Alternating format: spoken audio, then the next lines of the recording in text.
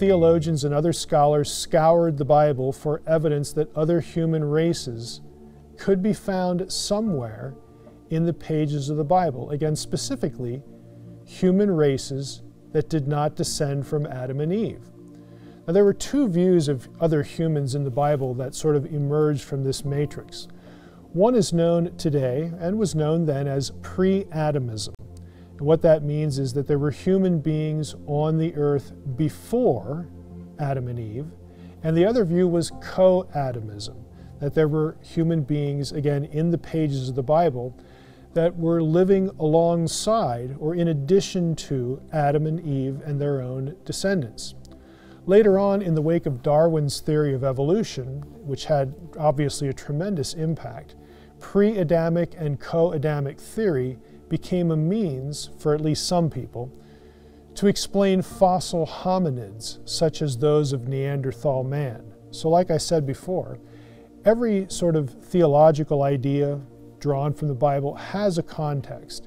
And in this case, the context is centuries old and arose from circumstances that prompted certain very specific questions. Now, it's one thing to say scholars and theologians believed they could find humans in the Bible outside the line of Adam and Eve, but quite another to demonstrate the idea from the Bible.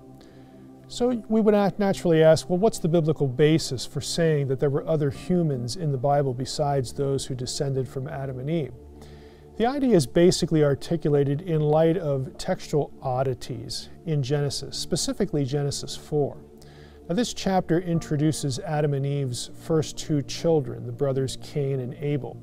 And as the story proceeds, Cain murders Abel, meaning that at that point in the biblical story, there were only three humans on earth, at least again from a surface reading: Adam, Eve, and Cain. But then in the same chapter, as Cain kills Abel, we read the following when God judges Cain for his crime.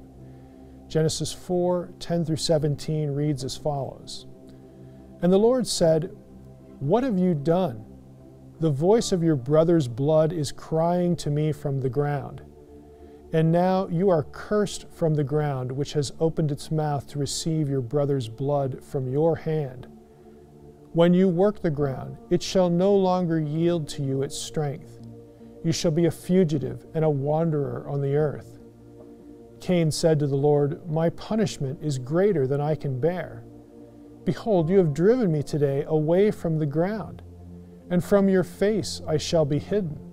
I shall be a fugitive and a wanderer on the earth, and whoever finds me will kill me.' Then the Lord said to him, 'Not so. If anyone kills Cain, vengeance shall be taken on him sevenfold.' And the Lord put a mark on Cain, lest any who found him should attack him. Then Cain went away from the presence of the Lord and settled in the land of Nod, east of Eden. Cain knew his wife, and she conceived and bore Enoch. When he built a city, he called the name of the city after the name of his son, Enoch." Now, did you catch the three things in that passage that suggest there were other humans around when you would think there's only Adam, Eve, and Cain?